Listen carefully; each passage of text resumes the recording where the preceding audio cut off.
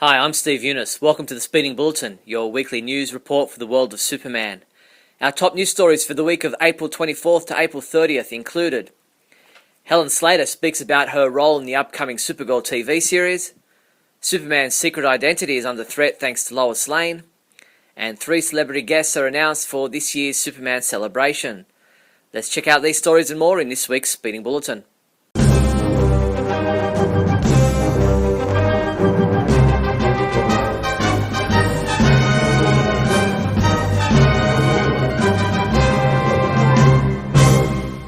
After what was a busy week last week, this week things have settled down somewhat in the world of movie news. There are rumours circulating about a possible appearance by the Joker in Batman v Superman, but everything else seems to have gone a bit quiet in the wake of the release of the teaser trailer last week. What we do have is an appearance by Neil deGrasse Tyson on The Daily Show last Thursday night, where he not only spoke about science stuff, but was also asked the important question, who would win in a fight between Superman and Batman? Here's his interesting, if not controversial, response. Who does Batman report to? The mayor? Commissioner Gordon. Yeah, the commissioner, the police commissioner, and ultimately the mayor. Yeah. Who does Superman report to? The guy in the ice castle. Yeah, right. So it's no one we know. It's no one we have any insight into. Exactly. He just behaves in whatever way he wants. Yes. And so at the end of the day, what might matter is the public reception of the superhero's conduct. And if Batman executes our wishes in the city and Superman does what the hell he wants, that's a conflict. Warner Brothers did have their hands full this week trying to clamp down on leaked photos of Ben Affleck as Batman appearing online. Various websites received requests to remove images that showed Batman from the IMAX posters but without the Superman S-shield across his face, some even in colour. Later in the week on the Blu-ray.com forums, a number of high-resolution images were posted showing promotional artist impressions of both Superman and Batman, along with the boxing-style promotional posters of the two going head-to-head. Tao Okamoto, who has a small role in Batman v Superman, spoke to the Japan Times about her experience as a Japanese actress making her way into Hollywood.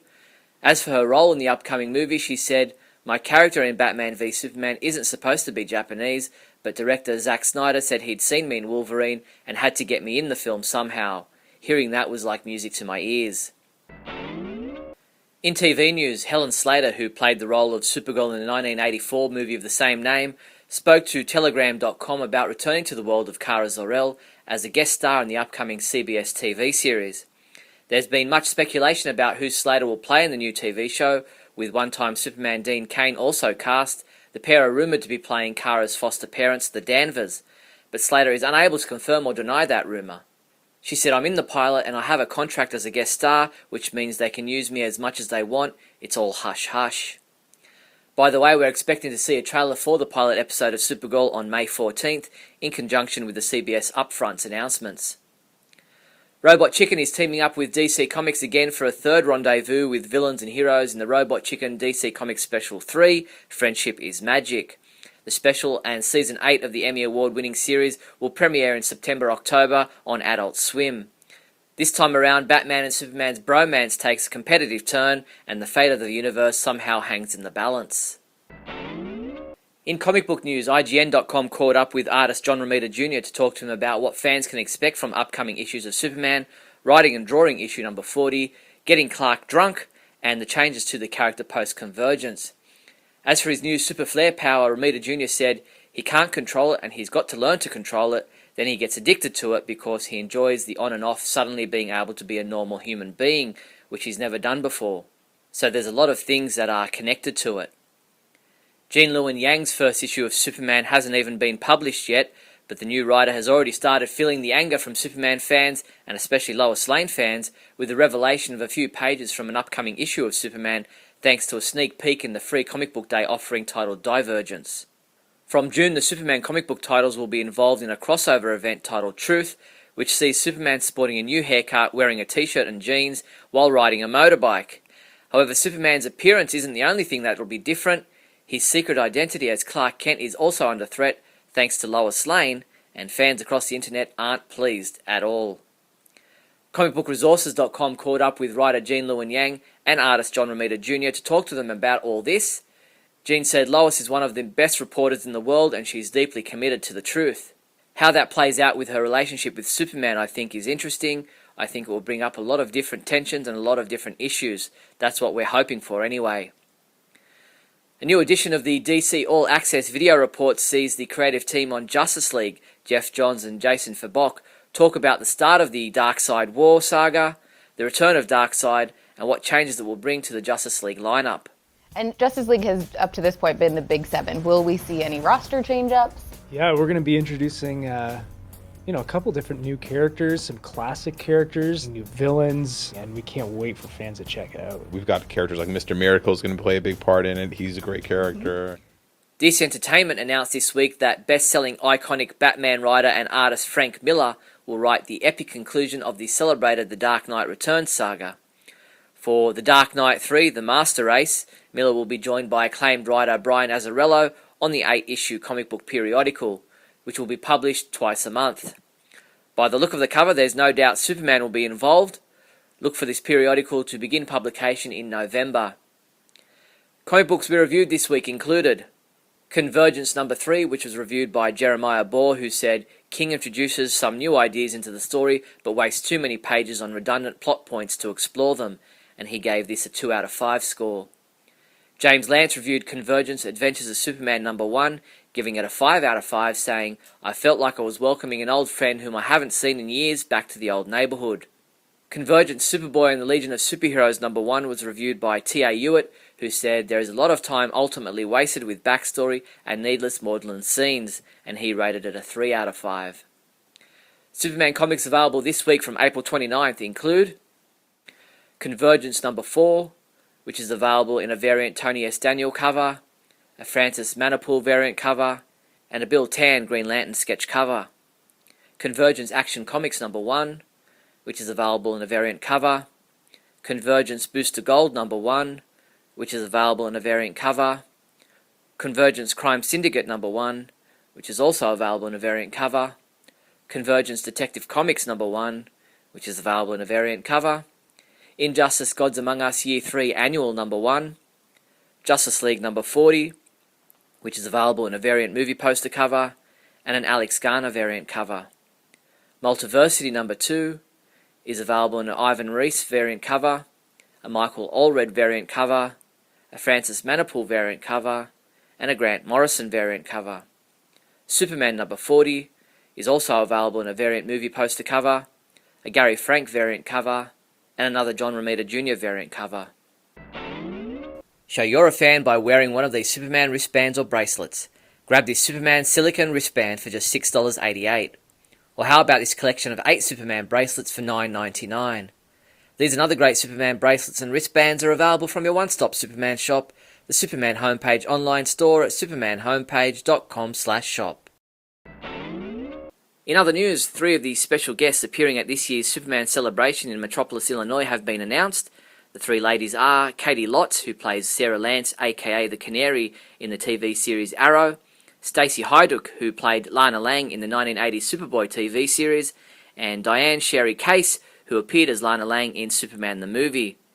The 2015 Superman celebration takes place across June 11th to June 14th in Metropolis, Illinois. Sonic Drive-In Restaurant are offering Superman toys with their kids' meals.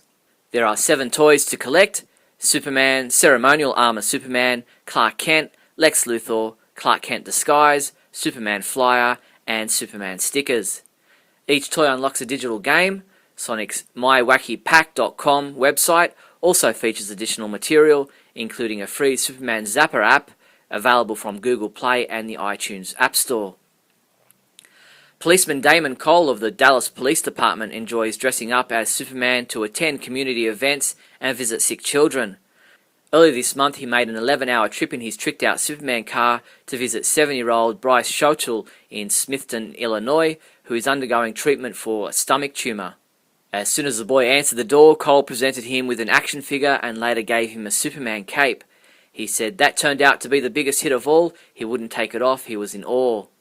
Well done to Damon Cole. So great to be able to report on a story like this. Episode 124 of Radio KAL, the monthly podcast of the Superman homepage, is now available to listen to.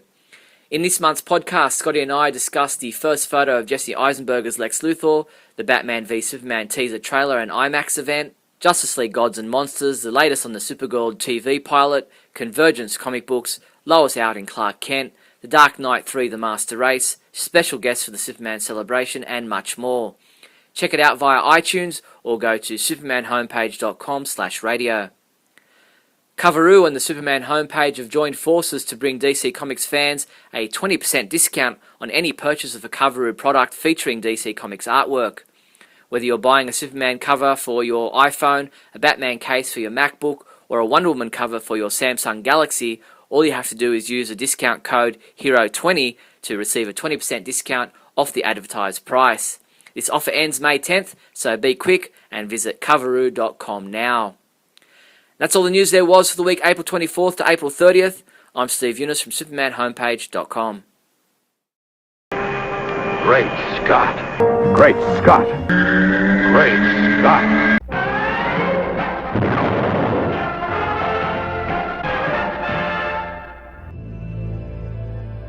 Hello everyone, and welcome to another episode of Great Scott. I'm Scotty V. Thanks for watching.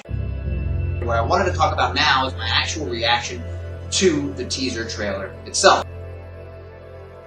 Something happened that really irked Batman, and he doesn't trust Superman, and now they're going to fight.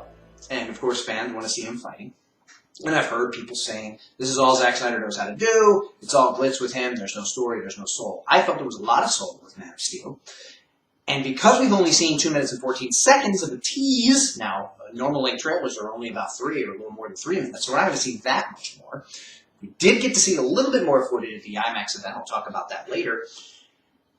We don't really know why they're fighting each other, we don't really know what's going on, but it looks like something happened that really irked Batman. It's not just that he's dangerous. You wouldn't go and try to fight someone who fought off a Kryptonian army simply because you thought maybe he was going to turn on us someday.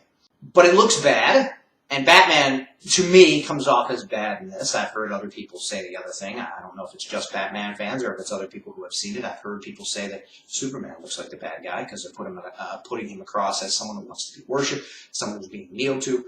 I think it's clear that in the scenes that we see him, he's not comfortable with being worshipped. He's not looking for that.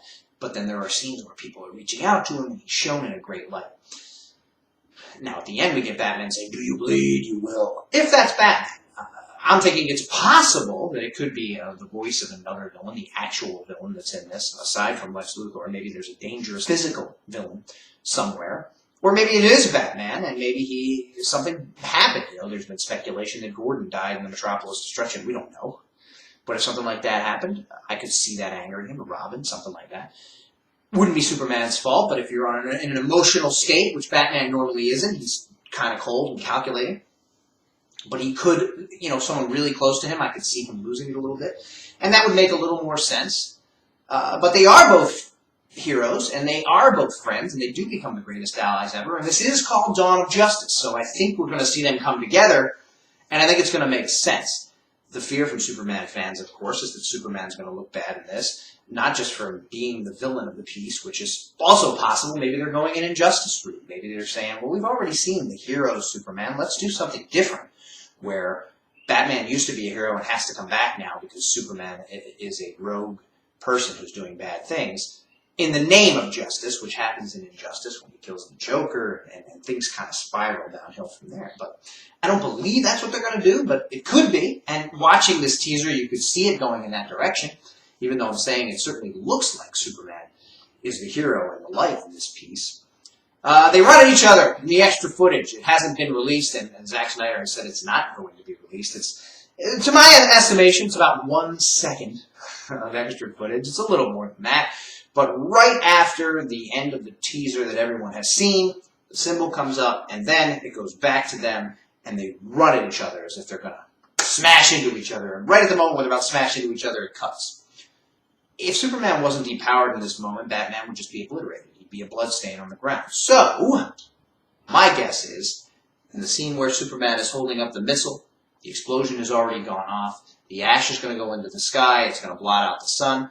He's going to be so busy dealing with the aftermath of that, saving people, expending all his energies, that his solar batteries, something that the general public hasn't yet been informed of, we're going to see that in this movie, that's what I'm thinking, are going to get drained because he can't have access to the sun. Now, in a normal day and night situation, just fly around the other side of the world, which Superman could do, get the sun, or fly out into space, get the sun. But if he's so busy, if he's so beset upon by things he has to do right now, because he can't let it wait, he might not have time to go recharge. And if everything's hitting him all at once, and it's right on top of another, whether it's Lex Luthor setting him up, whether it's Batman making him weak on purpose, I'm thinking Batman watching, seeing he's getting weaker. Now he's on top of a building with a sniper rifle, and maybe it's kryptonite, although Zack Snyder has said we're not using kryptonite in this universe.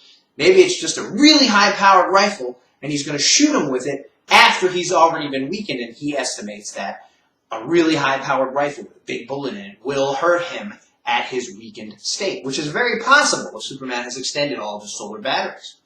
We don't know how that works in this universe. We haven't seen it, but it's been in the comics. There have been different variations of how it works. Sometimes he has a shield that envelops his whole body that you can't see. Sometimes the skin is just really strong.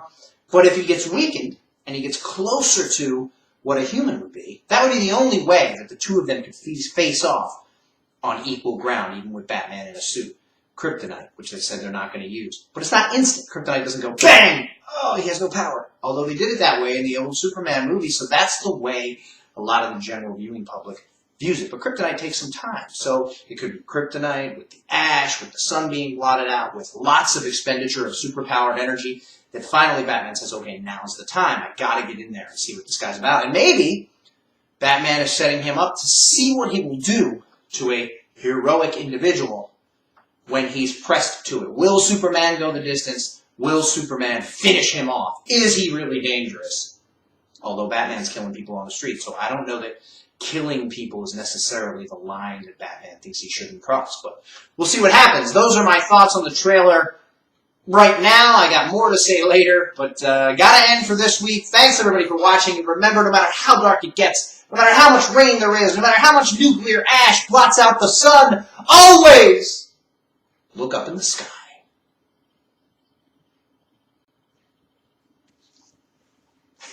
I was quiet. You were quiet. I saw you there. You were quiet. Thank you.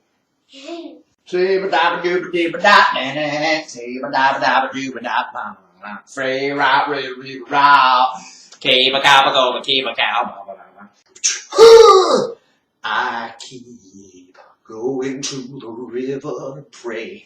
I keep going to the river all day, and I know